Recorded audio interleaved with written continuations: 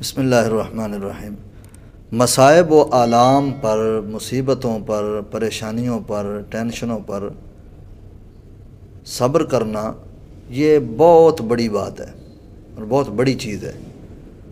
اور صبر کا جو اجر ہے پھر اجر بھی صبر کے حساب سے پھر بہت بڑا دیا جاتا ہے۔ جو لوگ صابر ہیں، صبر کرنے والے ہیں، جو اس منزل سے گزرتے ہیں، جو پریشانیوں کو برداشت کرتے ہیں، ٹینشنوں کو برداشت کرتے ہیں، ان پر صبر کرتے ہیں، واویلا نہیں کرتے، رولا نہیں ڈالتے، وہ لڑتے نہیں، جھگڑتے نہیں، بلکہ امن و امان کے ساتھ کسی قسم کا کوئی یوں سمجھے کہ وہ آواز نہیں لگاتے، کسی کو اپنے درد کی داستان نہیں سناتے، صبر کر کے چلتے رہتے ہیں، برداشت کرتے ہیں، حوصلہ رکھتے ہیں۔ پھر وقت گزرنے کے ساتھ ساتھ پھر ان کے صبر کی جب ان کو جو صبر کا اجر ملنا شروع ہوتا ہے تو پھر ان کو وہ گزرے ہوئے لمحات اور وہ تکلیفیں اور وہ پریشانیاں اور وہ ٹینشنیں وہ سب بھول جاتی ہیں، پھر بندہ وہ خوشی کو سیلیبریٹ کر رہا ہوتا ہے۔ حضرت سیدنا انس بن مالک رضی اللہ تعالیٰ عنہ سے مروی ہے، آپ فرماتے ہیں کہ حضرت ابو طلحہ رضی اللہ تعالیٰ عنہ کے ہاں ایک بیٹا تھا اور بیمار تھا۔ وہ کسی کام کے سلسلے میں گھر سے باہر گئے، اور جب واپس پلٹ کر آئے تو ان کا بیٹا فوت ہو چکا تھا، کیونکہ وہ سفر سے تھکے ہوئے تھے اور پریشان حال تھے۔ تو ان کی تھکاوٹ کو دیکھ کر ان کی جو زوجہ تھیں، ام سلیم ان کا نام تھا، شوہر جب آئے تو انہوں نے پوچھا کہ میرا بیٹا کیسا ہے؟ وہ تو فوت ہو چکا تھا اور اسی رات کو فوت ہوا تھا۔ تو صبر والی بیوی نے اپنے شوہر کی تھکاوٹ کو مد نظر رکھتے ہوئے اپنے شوہر کو واویلا کر کے یہ نہیں کہا کہ بیٹا فوت ہو گیا ہے، بلکہ یہ کہا کہ وہ پہلے سے زیادہ پرسکون ہو گیا ہے، حالانکہ وہ بیٹا فوت ہو چکا تھا۔ پھر اس خاتون نے، حضرت ام سلیم نے، اپنے شوہر جناب حضرت ابو طلحہ کے لیے انہوں نے کھانے کا انتظام کیا، کھانا لگایا، پھر ان کے ساتھ حقوق زوجیت بھی ادا کیے، یعنی رات ان کے ساتھ رہیں،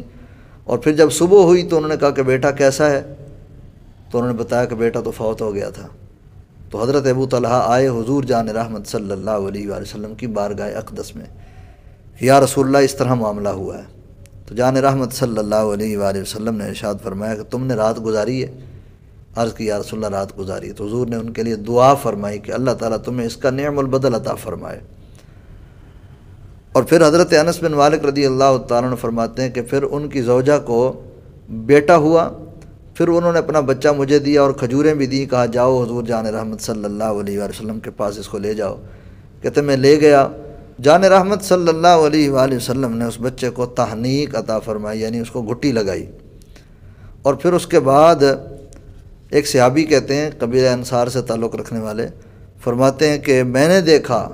ابو طلحہ کو اس بچے کی وفات پر صبر کرنے کا جو اجر اللہ نے دیا، ان کو اللہ تعالیٰ نے پھر 9 بیٹے عطا فرمائے، اور فرماتے ہیں کہ وہ 9 کے 9 بیٹے قرآن کے قاری ہوئے۔ پھر یعنی دور بھی دیکھیں اور پھر قرآن کے قاری ہونے کا آپ ذرا یہ نظارہ دیکھیں کہ اللہ تعالیٰ نے ان کو پھر ایسی اولاد عطا فرمائی کہ جو رب کے قرآن کی تلاوت کرنے والے، قرآن کے قاری 9 کے 9 بیٹے، ٹھیک ہے، یہ ان کے صبر کا اجر ہے جو ان کو عطا ہوا۔ ظاہر جب ان کو یہ 9 بیٹے ملے ہوں گے اور جو قرآن کے قاری ہوں گے، جب قرآن کی تلاوت کرتے ہوں گے، کیا خیال ہے کہ ان کو وہ بیٹا جو ان کا فوت ہو گیا تھا وہ بیٹا ان کو یاد آتا ہوگا؟ وہ بیٹا ان کو یاد نہیں آتا ہوگا، بلکہ یہ بیٹے ان کو نظر آتے ہوں گے جو قرآن مجید کی تلاوت کرتے ہیں۔ تو گویا جب صبر پر اجر ملتا ہے نا تو وہ تکلیفیں بھلا دیتا ہے، تکلیفیں بھول جاتی ہیں، وہ تھکاوٹ اتر جاتی ہے، وہ پریشانی ختم ہو جاتی ہے۔